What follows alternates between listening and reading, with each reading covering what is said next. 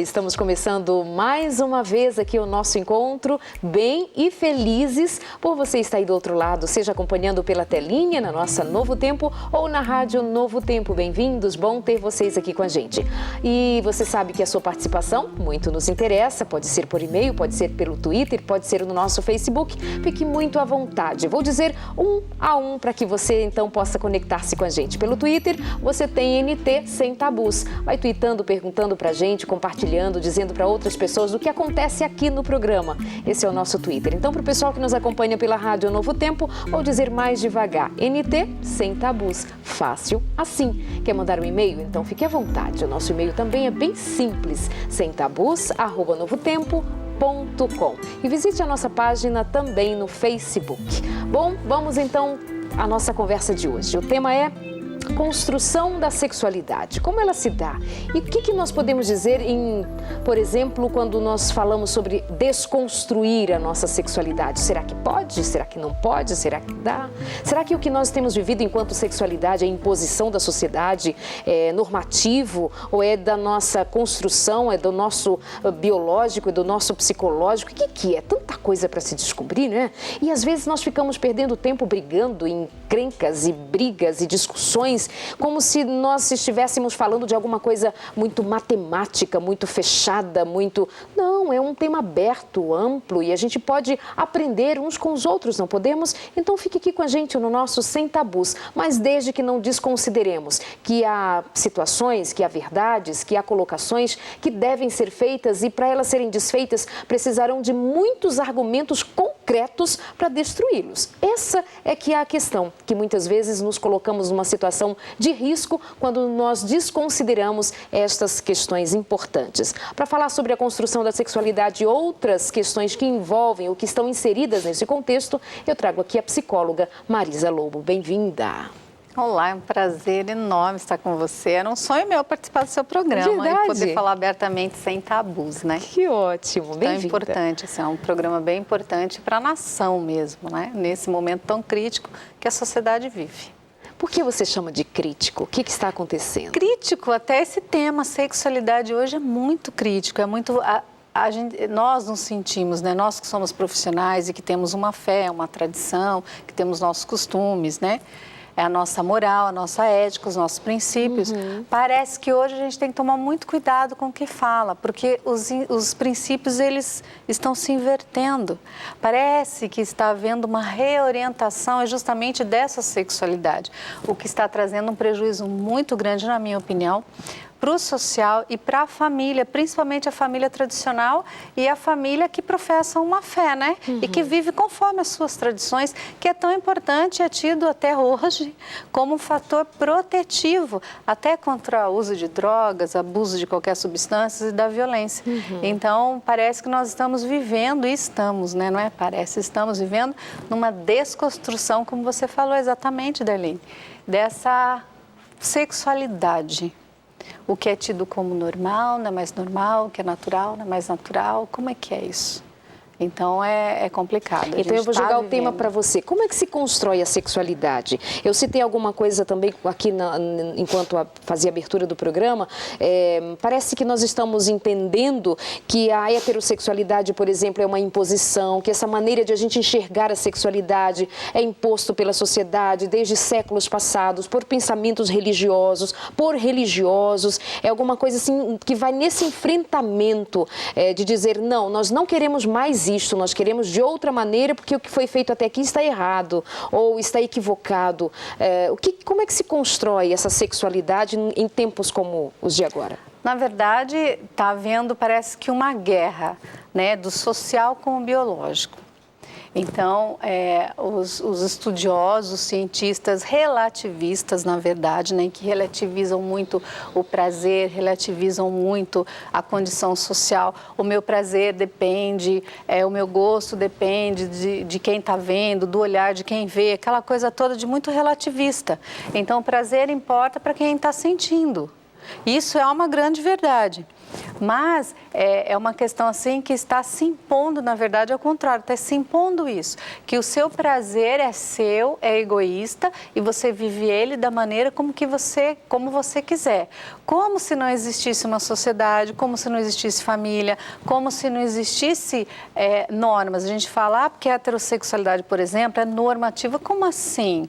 Ela obedece à sua biologia, a heterossexualidade. Então, ela não é uma norma imposta pela sociedade. Esse é um discurso, sim, hoje, social, que vem nos últimos 20 anos, podemos dizer, 20 não, há 30 anos que vem esse discurso, que na verdade chama de teoria queer, que é desconstrução sexual, na verdade.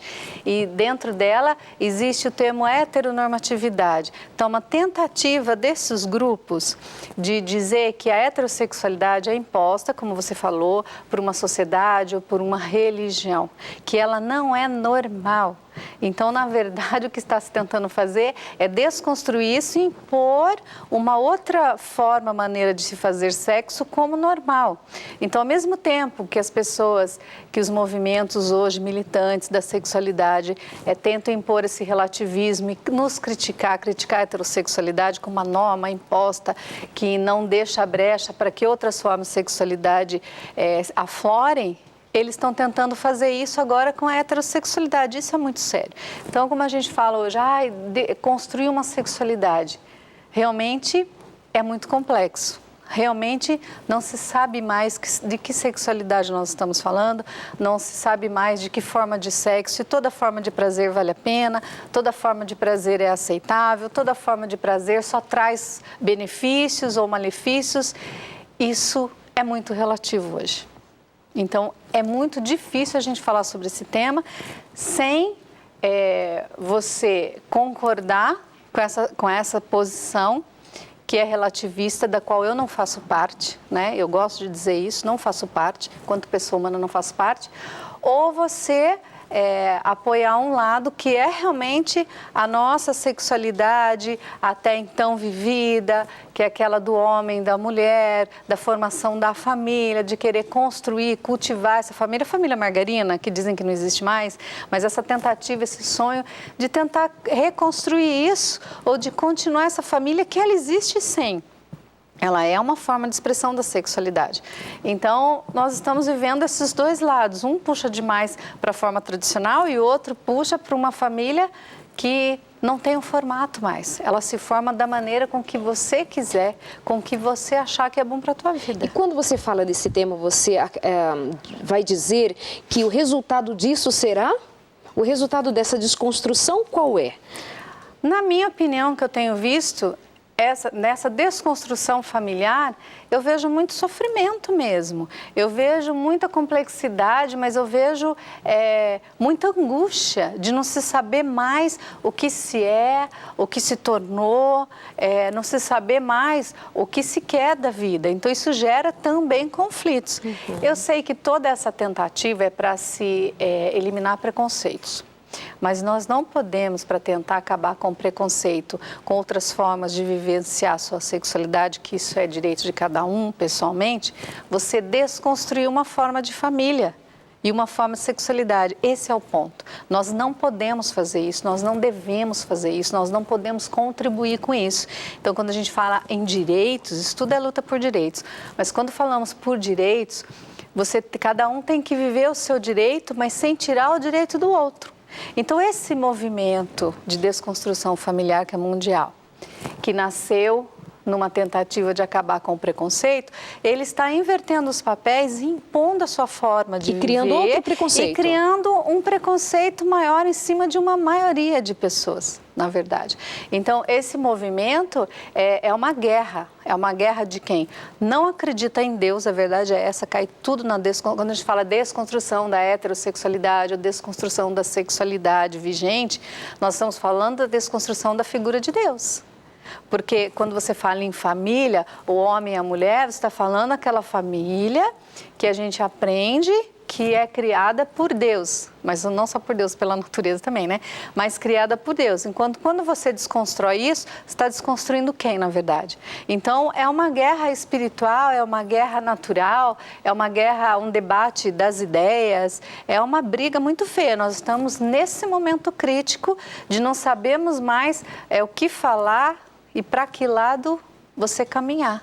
E até que ponto você pode deixar isso tudo no plano do relativismo, ou até que ponto você tem que dar uma freada nisso, pelo menos com os seus. Quando você fala em desconstrução em plano mundial, você citou agora há pouco, há um projeto mundial para a desconstrução da família. Que projeto é esse? Como assim? Sim, é uma reorientação sexual, ela está acontecendo. E ela é alguma coisa organizada, não é alguma coisa que está acontecendo naturalmente por si só, há um planejamento.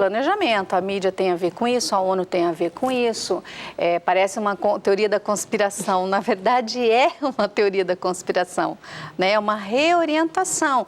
Essa tentativa de desconstruir a heterossexualidade como natural, e o apelido que eles deram como normativa, que é uma norma imposta, não, ela não é uma norma imposta, mas nós vivemos a partir de símbolos, significados, de regras claras e objetivas não gera frustração na humanidade, no ser humano. Então, nós não podemos desobedecer todas as regras, todos os princípios, como se você não tivesse nenhum...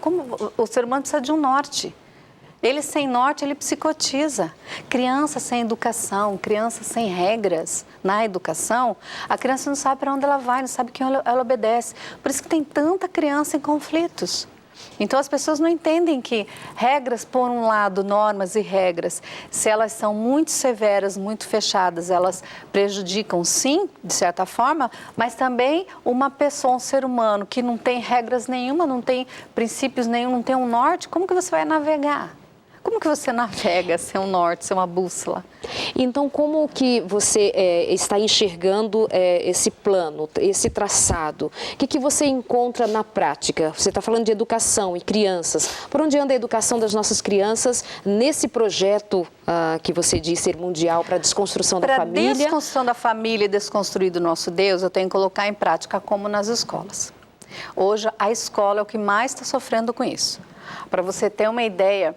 Dentro da escola tem um tema até que teria que ser exaustivamente abordado para as pessoas entenderem, mas criação de crianças em gênero neutro. Acho que muitas pessoas já ouviram falar nesse tema criação de crianças em gênero neutro. Gênero neutro. Gênero neutro significa o quê? Eu não condiciono ou eu não ensino nada, nenhum papel social nem sexual para a criança. Então, o sexo dela independe da sua orientação, independe do papel social. Eu crio os dois sexos absolutamente iguais, sem fazer diferença nenhuma. E espera-se que automaticamente a criança vá descobrindo o seu eu interior e se torne o que ela quiser. Muito bem. Nós sabemos que a construção de todo ser humano, em parte, se dá pelo seu físico, então o aparelho biológico masculino e feminino, né, os seus hormônios, a questão da natureza, a fêmea procurar o macho, isso até é uma questão natural mesmo da natureza humana. Nós sabemos disso. Mas nós sabemos também que a cultura influencia, nós sabemos que a educação influencia, nós sabemos que a sociedade influencia e essa sociedade, essa cultura, pode construir esse sujeito da maneira que ele quiser. Nós sabemos disso. Só que eu temo que nós estejamos deixando a questão da sexualidade muito aberta, sem regras nenhuma, e que isso possa trazer um problema social muito grande, isso sem falar do religioso. Não vamos nem falar da questão religiosa, porque o seu programa mesmo, a gente sabe que público atinge, então eles não sabem do que nós estamos falando. Então, mas essa questão de você deixar a sexualidade assim, aberta, e cada um faz o que quiser, que é direito humano de todo mundo, muito bem. Só que a criança é inserida numa sociedade, numa família. Essa família, o pai e a mãe têm o seu papel sexual, o seu seu papel social. Isso deve ser ensinado sim para a criança.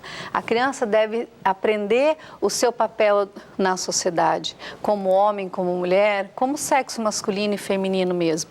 Eu não vejo por que, mesmo que ela ainda tenha uma orientação sexual diferenciada do teu sexo, ou seja, que ela seja uma pessoa que tenha desejo pela pessoa do mesmo sexo, um homossexual, por exemplo, eu não vejo por que não se pode fortalecer o papel masculino e feminino.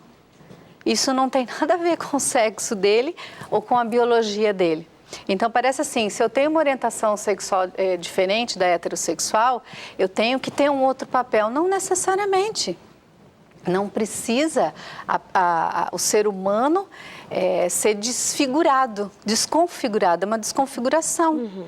É claro que todo mundo precisa de normas, sim. É claro que as pessoas precisam de regras, sim. É utopia e é mentira dizer que nós não precisamos de regras e não precisamos de limites. Todo ser humano, principalmente criança, precisa de limites. O que precisa, na verdade, é a gente aprender a conviver com as diferenças, né? Num total respeito a elas. Mas para eu respeitar as diferenças, eu não preciso me tornar um diferente. O que faz esse respeito é justamente eu saber que você é diferente de mim. E apesar disso, apesar do teu comportamento, do que você pensa, nós nos damos muito bem com isso. E daí que você é diferente de mim? Agora, eu não posso querer ser idêntico igual a você porque eu não sou. Quando eu exijo respeito é porque eu sou diferente e quero ser respeitado pelas minhas diferenças. A nossa conversa aqui hoje no Sem Tabus é com a psicóloga Marisa Lobo. Você quer participar com a gente, pode mandar um e-mail, pode twittar, perguntar aqui. Nós estamos falando sobre a construção da sexualidade ou a desconstrução da sexualidade, ou essa maneira de nós estarmos discutindo uma temática agora que está tão presente no nosso dia a dia. O que nós sabemos sobre isso, o que acontece sobre isso, o que dizer sobre isso. Participe aqui com a gente, eu e você, Marisa Lobo, hoje aqui no programa, fazendo um momento muito especial para aprendermos juntos. Nós vamos para o nosso rápido intervalo, já estamos de volta, fica aqui com a gente.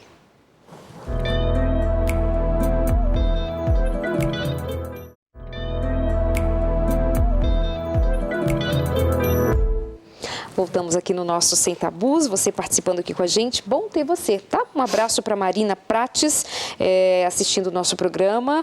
E ela diz, o Léo também participando, dizendo que é pela primeira vez assistindo o programa e gostou muito. Léo Gasper, bem-vindo. Bom ter você aqui com a gente também. A Cássia, gente, que programa bom é este? Ela fala. Já tem um tempinho que assisto e tenho aprendido muito com essas pessoas. Muito obrigada, Cássia, bem-vinda. O Gedaías também, dando uma sugestão, querendo os principais temas do programa Sem Tabus em DVD. Boa ideia. Vem também participando com a gente o Wanderson, ainda a Fabiana Silva Arruda, muito obrigada, dizendo que o tema em algumas situações polêmico, verdade, mas que Deus ilumine as mentes de vocês para esclarecer sobre o tema. Deus abençoe este canal de bênção chamado Novo Tempo. Muito obrigada, amém. Washington também nos acompanhando, estou amando o programa de hoje. A Débora Fernandes, a Suiane, muito bom. Marcel Felipe também, sua participação com a gente, bem-vinda sempre. Hoje a nossa conversa com a psicóloga Marisa Lobo, que é escritora também, está aqui com a gente conversando sobre construção da sexualidade, a desconstrução dela. Não dá para falar de uma sem falar da outra. Nós fizemos nesse primeiro bloco já abrimos um pouco mais essa discussão e agora vamos continuando. Marisa, eu tenho uma curiosidade. Você, inclusive, andou envolvida e está envolvida nesse contexto da discussão de a possibilidade de um psicólogo, de um profissional da psicologia poder atender a alguém que tenha alguma queixa com relação à sua orientação, opção sexual, sei lá que nome se diz mais. Chega uma hora que você ouve tanta coisa, você já fica assim, mas como é que se escreve, né? Como é que se diz, como é que se fala? E como que é? O profissional tem ou não tem a liberdade de atender alguém que tenha uma queixa quanto à sua sexualidade? O profissional não pode tratar um homossexual como um doente, ponto final. Ponto. Mesmo porque a psicologia não é a ciência médica, ela é ciências humanas. Então, por si só, já tira essa questão. Então esse nome que foi dado, cura gay, foi uma invenção social, de militância, cada um luta como pode, como sabe, né? Então, que fique bem claro, homossexualidade não é doença. Não é doença, a Organização Mundial de Saúde, a Associação Psiquiátrica Mundial tirou o termo doença, porém deixou psiquiatria e a Organização Mundial de Saúde. desordem, tema desordem, e transtorno de orientação sexual, homossexual, heterossexual ou bissexual. Então, da sexualidade em si, da orientação sexual, seja ela homo, hétero ou bissexual. Então, por aí só, você já entende que se uma pessoa não estiver satisfeita com a sua opção, com a sua orientação, condição e opção, isso dito pelo próprio ex-presidente do CFP, ela pode buscar ajuda. É equivocada a ideia... de Psicologia, Sim, né, federal. É equivocada a ideia, e são palavras do ex-presidente, de que uma pessoa não possa procurar ajuda de um psicólogo se ela não está contente, satisfeita com a orientação sexual dela. Seja hétero, seja bi ou seja homo. Então, vamos falar de sexualidade, de orientação sexual, que nem sempre tem a ver com o sexo dela, é isso que a gente tentou falar. Se isso é certo ou errado, nós estamos questionando aqui, nós estamos dizendo como é. Então, é equivocada essa confusão que teve, porque o psicólogo, ele não pode se negar pelo Código de Ética a atender essas pessoas. Eu atendo sofrimento psíquico de qualquer pessoa, sem distinção de raça, cor, religião, ou de orientação, opção, condição sexual. Então, para mim, independe, isso não tem problema nenhum, é secundária a sexualidade dele. A pessoa chega no consultório, ela tem algum eu não posso falar a palavra patologia, veja bem, também não posso falar a palavra transtorno, mas independente da sexualidade dela, ela pode ter patologia sim, pode ter transtornos, pode ser bipolar, pode ter depressão, pode ter transtorno de ansiedade generalizada, síndrome de pânico, enfim. E não está necessariamente relacionada com a sexualidade dela. Ok. Então, eu trato a pessoa humana ali, eu não estou tratando homossexual, hétero, bi. Porém, tem pessoas que nos procuram e quando isso acontece é porque ela não está satisfeita e ela quer mudar de qualquer forma. Para a psicologia, eu não posso oferecer tratamento, concordo. Eu não posso tratá-lo como doença, mas ao mesmo tempo eu tenho que atender o sofrimento psíquico dele, qual é? E veja bem, essa que foi a maior confusão. Se eu não posso induzir convicções religiosas nem de orientação sexual, como que eu vou dizer para ele que ele tem que ser homossexual? Ou que a religião dele está errada, também não posso.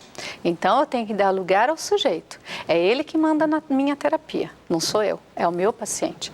E se o desejo dele for não desejar mais pessoas do mesmo sexo, como ele vai fazer isso, não me importa, não me interessa, que isso não é problema meu, isso é dele. Então, que deixe bem claro que é uma questão mais de direitos humanos. A pessoa humana, ela tem direito de mudar a condição dela, ainda mais nesse momento, onde se fala dessa complexidade, dessa plasticidade da sexualidade.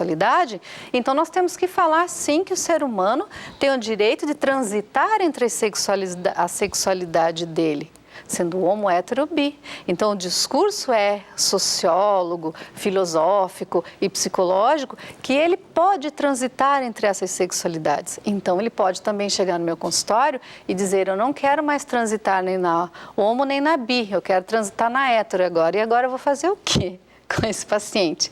Se eu sou proibida de dizer para ele que isso é possível, eu sou proibida de dizer para ele que isso é possível. Então, o profissional... Mas como assim proibida? Proibida pelo conselho. Entendendo. Se eu não posso oferecer tratamento, não posso dizer que tem cura de algo que não é doença. E se ele quer mudar a sua orientação, então eu trato a questão como uma mudança de condição. E se eu for trabalhar com ele nesse sentido, mas também eu não posso fazer terapia reparativa, que é proibida, eu vou mudar isso como?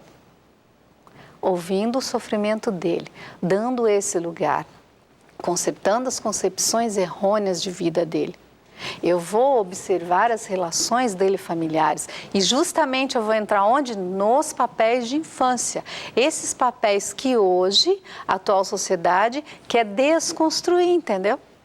E já aconteceu no meu consultório de pessoas que chegaram lá não contentes com a sua homossexualidade, eu já tentei dizer, olha, você tem que buscar a sua verdadeira essência, né? A tua essência é homossexual, veja bem. E levei xingo, fui ameaçada de processo do meu paciente. Porque ele falou, como que você pode dizer que eu sou homossexual, que eu vou morrer homossexual? Eu não quero, eu não nasci assim.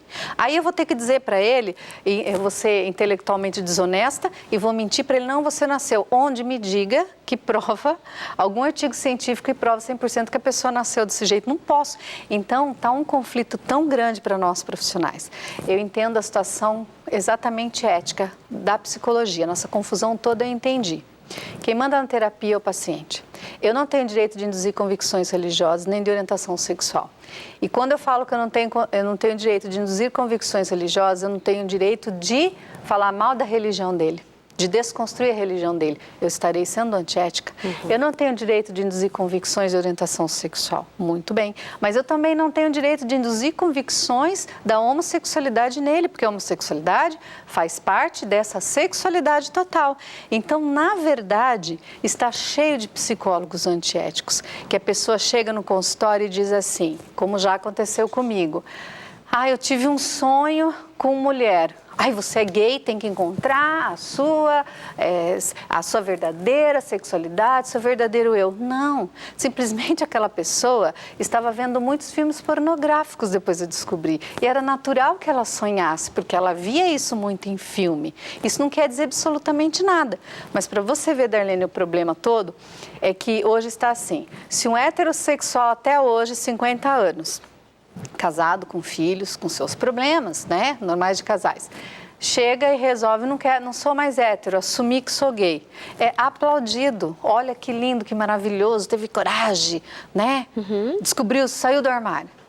Ao contrário, se um gay até então resolve mudar, eu quero ser hétero e se apaixonou por uma mulher e casou e teve filhos, o que acontece com essa pessoa?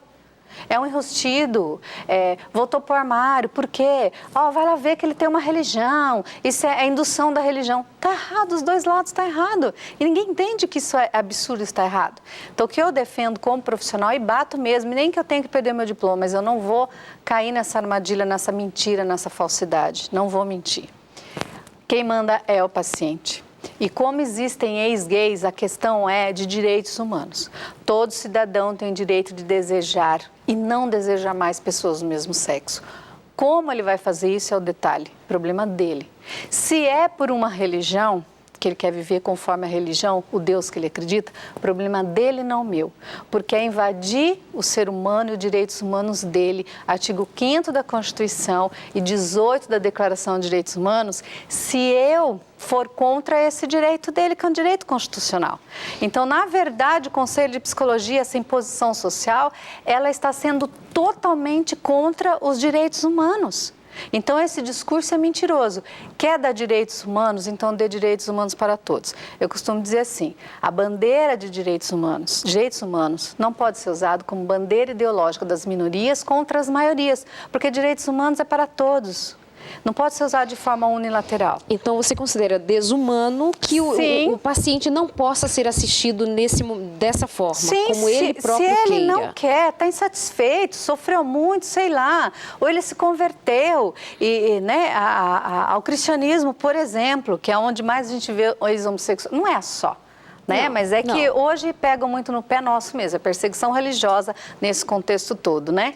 Mas se ele acredita nesse Deus, se ele quer viver, ele está feliz assim, que direito que esse movimento LGBT, que qualquer profissão tem de chegar para ele e fazer uma pressão, como eu conheço vários homossexuais que sofrem muito, porque eles são pressionados pelo movimento LGBT, por exemplo, de que, você é um enrustido, daqui a pouco você vai estar traindo sua mulher, porque você está enganando ela. Está aí casadinho, mas vai dar um pulinho lá na sauna, não sei onde. Isso é um desrespeito ao ser humano.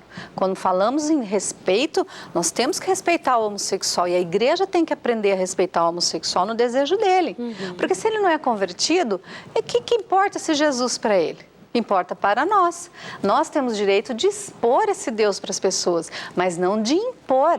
Eu nunca imponho. A minha tática, sabe qual é? É apresentar Jesus. Quando ele se apaixonar por esse Jesus, ele muda qualquer comportamento. Mas você faz isso em consultório? Não, de forma alguma. Isso agora misturou, né? Mas como pessoa humana. Porque eu também sou teóloga, eu sou palestrante, conferencista, então palestro e prego em igrejas. Ali é a mulher de Deus falando. Então eu exponho a minha fé. Vem quem quer. No meu consultório, em 15 anos de profissão, eu nunca tive um caso, uma mancha sequer. Tanto que no meu processo, que o conselho está me processando antiético, foi 3 homossexuais que continuam sendo homossexuais, que já eram meus pacientes, e foram lá testemunhar a meu favor. Então, extremamente ético. respeitando as duas condições, daquele que quer mudar e daquele que não quer mudar. É, conversa que toma uns caminhos assim que nos chama a atenção, né? E enquanto religiosos nós defendemos os princípios, o que está escrito na Bíblia, palavra de Deus, e Deus criou homem e mulher, fez a sua imagem e semelhança, homem e mulher. Obviamente que já não é de hoje que o discurso de acreditar na criação de Deus, acreditar em Deus, esse discurso de que isso é alguma coisa vinda da ignorância, de que nós precisamos evoluir, crescer, e para evoluir e para ser esclarecido, para estar bem, para estar de acordo com o que está na onda, na moda, nós precisamos negar, e nós não vamos negar. A nossa fé é esta, nós cremos em Deus, nós cremos na Bíblia, nós cremos que Deus criou homem e mulher, a sua imagem e semelhança, e os fez para gerar, para crescer, para multiplicar, e esse mesmo Deus que fez desta maneira, e como bem dito pela Marisa, que é psicóloga, e ele estava falando agora enquanto psicólogo, enquanto na sua profissão está sendo incomodada com o não poder assistir alguém que queira ser atendido com as suas queixas na área da sexualidade, seja hétero, bi ou homossexual. Ela é escritora, enfim, palestrante, ela é da Igreja Batista, ela não é da Igreja Adventista. Nós estamos trazendo aqui um discurso que é cristão, independente de ela ser da Igreja Adventista do Sétimo Dia, ela é da Igreja Batista, mas ela está nos dizendo que dentro do consultório ela não leva o seu discurso religioso, mas enquanto ser humano ela tem o direito de expor a sua fé. No entanto, como nós estamos vivendo num tempo em que nós temos que cuidar, polir muito bem as nossas opiniões para sermos politicamente corretos, muitas vezes somos criticados, somos até marginalizados. Imagina só. Também porque nós, enquanto religiosos, tantas vezes temos tratado os diferentes, como as pessoas que têm opções sexuais diferenciadas, bi ou homossexuais, como se fossem, assim, imprestáveis, inúteis, e como se eles não tivessem valor nenhum enquanto ser humano. Também erramos enquanto religiosos e precisamos observar isto. Então, qual é a ideia? Qual é o plano de Deus? É que nos amemos uns aos outros, independente do que qualquer um faça no seu contexto. Mas qual é a ideia também que o cristianismo nos traz? É de que todos nós temos o nosso espaço, e que se há uma verdade que nós não podemos negar, é a nossa fé. Então, nós estamos no nosso direito de falar dessa maneira, com liberdade, garantidos inclusive pela Constituição, né? Querendo falar aqui com a gente também, participar, manda o seu e-mail, compartilhe, diga alguma coisa, e é muito bom ter você sempre, quando você fala com a gente, por exemplo, pelo Twitter, ou pode ser por e-mail. Qual é a sua história? O que você diz sobre isso? O que você conta de você? Faça aqui com a gente pela sua Novo Tempo, rádio e televisão, unidos querendo levar uma mensagem de fé, de esperança, de esclarecimento, educação, com uma conversa boa, trazendo para você esta oportunidade, mas também a gente conta com você aqui no programa. Um abraço para Fabiana Silva Arruda. Para o Malcom Velasco, muito bom, lidar com os diferentes nos faz crescer em tudo, ele diz isso. Maicon, um abraço para você. Ainda Débora Fernandes, boa noite, está muito bom o programa e é a primeira vez que participo. Seja bem-vinda, Débora. O Marcel Felipe também já participa com a gente em muitos outros programas. Ele diz: julgar não é nosso papel, devemos ajudar o nosso próximo a conhecer o amor do Criador e orientá-lo segundo a sua palavra. Mas é isso que estão querendo roubar da gente também, é a possibilidade de apresentar Jesus e a sua palavra de fé. Ariel, isso é mais... Ariel Eugênio, bom ter você aqui também participando com a gente. Isso é mais um caso para a gente discutir, conversar bastante, verdade. Vamos para o intervalo, rapidinho, e já estamos de volta com você aqui no nosso Sem Tabus. Até já.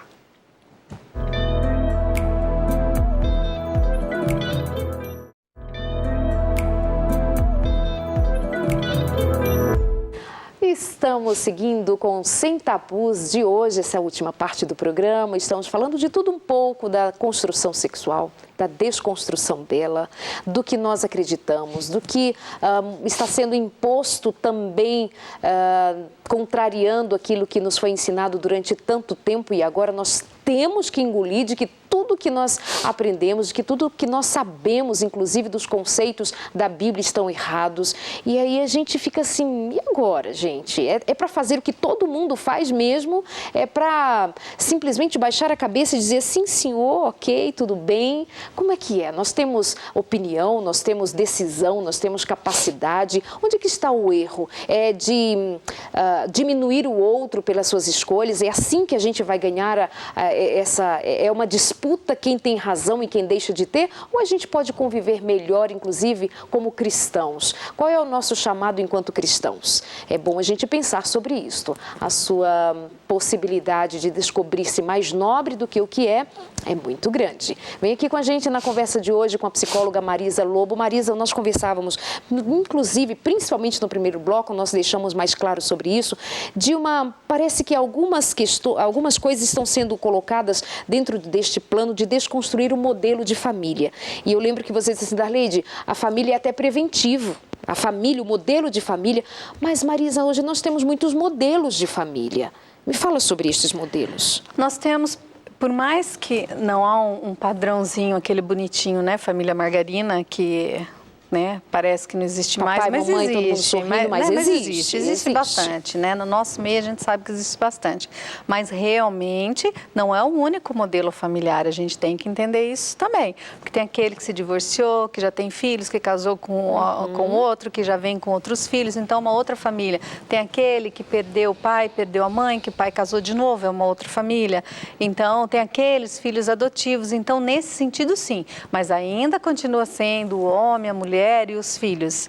Então, é essa família, independente da configuração ter mudado, mas é essa família do que nós falamos. Mas o que eu vejo, assim, que é um direito do cidadão, mas que a gente tem que olhar isso com muito cuidado, é essa possibilidade que a mídia está tentando colocar de uma forma muito afetiva para a sociedade, que ninguém ainda prestou muita atenção, que é a questão da trigamia, que é 2 homens, né, que normalmente são homossexuais, e que daí entra o terceiro personagem, que é a mulher, para poder gerar os filhos desse homem. Inclusive, eu soube que até em uma nova novela aí de uma grande TV, que existe esse casal e querendo adotar um casal homossexual, querendo um filho e contrata uma barriga de aluguel. Como a barriga de aluguel contratada é contra a lei, eles deram o nome de barriga solidária. Então você veja que a manipulação do pensamento das ideias. Você vai colocando isso como ficção, aí você vai mexendo com a emoção das pessoas e você vai implantando na cabeça das pessoas que isso é realidade, é fato. Aí você pensa, nossa, mas isso é muito longe, é ficção. Não, nos Estados Unidos isso existe. Fertilização in vitro para casais homossexuais já existe, gente. Como estão fazendo com a barriga, não se sabe. Se estão pagando embaixo dos panos, não se sabe. Só se sabe que é proibido por lei. Até quando vai ser proibido por lei? De tanta sociedade aceitar, tudo acaba virando muito natural, muito normal. Então, até que ponto é natural, até que ponto é normal? Até que ponto isso interfere? Mas interfere a tua vida em quê? Mas a geração futura. Então, o fato de abordarmos esse tema pode soar aos ouvidos de quem vive essa situação como preconceito. Então, eu estou dizendo isso para dizer o quê? Que nós aceitamos tudo, tudo. Está sendo aceitado todas as formas de sexualidade, todas, de qualquer forma. E eu temo que daqui a pouco, no Brasil, comece a se discutir a questão aceitável socialmente da pedofilia, por exemplo, que já é discutida em 12 países. Então, na verdade... Peraí, como assim? Em 12, eu estou fazendo um relatório para direitos humanos, né? Para ser apresentado na Comissão de Direitos Humanos sobre pedofilia, sobre a discussão social aceitável da pedofilia. Tem países que essa já discussão aqui no Brasil? Sim, tem países que já estão aceitando a pedofilia como um direito do pedófilo e da criança. Você fala, nossa, mas que absurdo. Que absurdo. O Canadá, por exemplo, a pedofilia, não no Brasil. No Brasil ainda não. Sim, sim. Mas se a gente começa a aceitar tudo que vem de fora, vai acabar aceitando. No Canadá, por exemplo, a pedofilia é orientação sexual. E agora? Como assim orientação sexual? É orientação sexual. ela é aceitada como orientação sexual. E já tem associações de pedófilos pelo mundo, e são 12 já. Então, eu estou fazendo esse relatório, que eu vou apresentar na Comissão de Direitos Humanos, para barrarmos no Brasil essa ideia. A psicologia não comunga com essa ideia, se deixa bem claro, até hoje, pelo menos, a psicologia brasileira não comunga com isso, mas a psicologia canadense apoia essa discussão de ser a pedofilia uma orientação sexual, mas não precisa entender muito da coisa para você entender se toda a manifestação da sexualidade é natural, normal, aceitável. Então, nós temos que repensar os nossos conceitos, nossos valores. Se a gente começa a banalizar demais o sexo, né? A ver muita pornografia e a estimular demais precocemente essa sexualidade, nós vamos perder o controle. Eu não estou falando isso da homossexualidade, sim. porque a homossexualidade, ela é diferente. Se aceite ou não, ela é diferente. Ela não coloca em risco as pessoas, os terceiros, por causa disso. Salvo em casos que a pessoa humana tem doenças e patologias, como um agressor, por exemplo. Isso independe do sexo dele. Hétero, se é homossexual. Então não vamos polemizar nesse sentido. Mas se nós começarmos a achar que toda forma de amor vale a pena, então a pedofilia também pode começar a vir como uma discussão natural. E eu sou daquelas que acredito que a pedofilia, o pedófilo deve ser tratado com prisão perpétua. O pedófilo, que eu sou desse time. Eu sou desse time. De tão grave que é. De tão grave que é você usar uma criança para um prazer sexual. Nós estamos numa luta muito grande contra a pedofilia, e a pedofilia não tem nada a ver com orientação sexual, ela tem a ver com a pessoa humana mesmo, que usa uma criança para satisfazer os seus desejos sexuais, independente se ele é hétero, homo ou é bi. Então, não tem a ver com isso. Tem muita gente que fala, é pedófilo que é homossexual. Não, a gente tem que tirar isso, que isso é um discurso... Inclusive, quantas vezes nós vamos ver...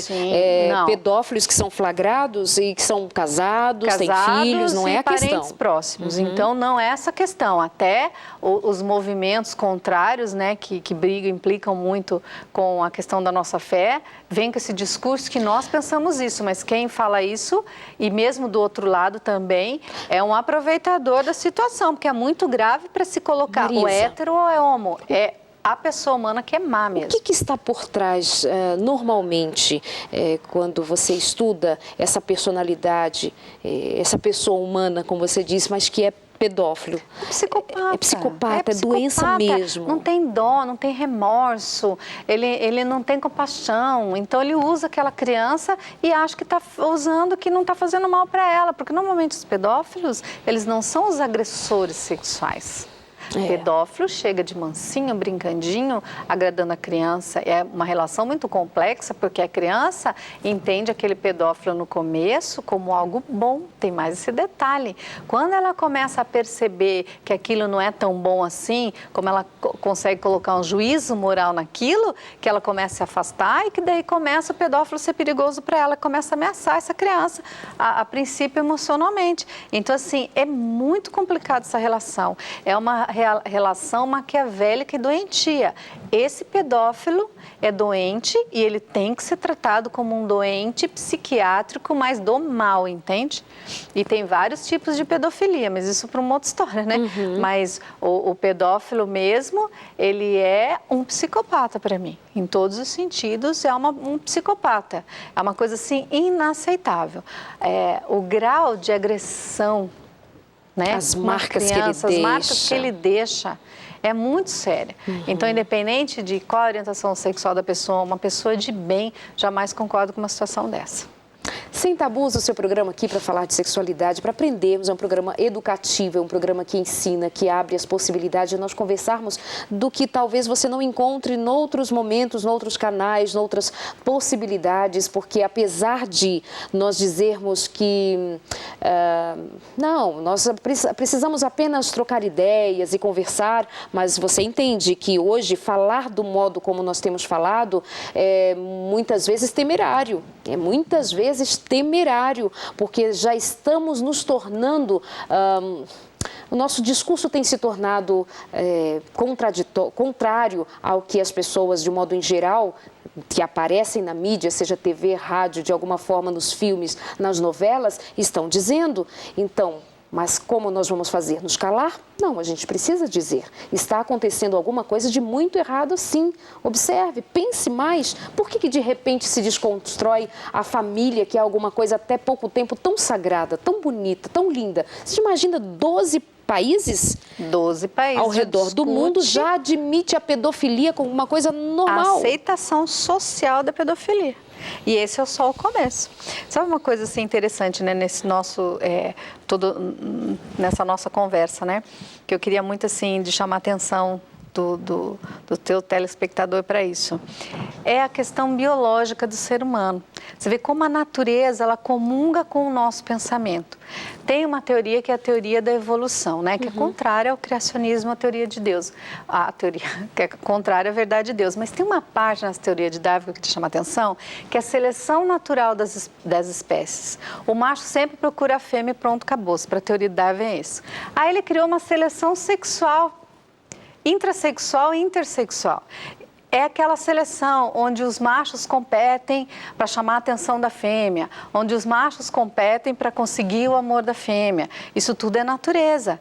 E onde até mesmo os machos, quando eles têm umas características extremamente lindas, assim como o pavão, por exemplo, pássaros que são muito bonitos, eles estão na natureza e eles competem pela beleza para chamar a atenção da fêmea.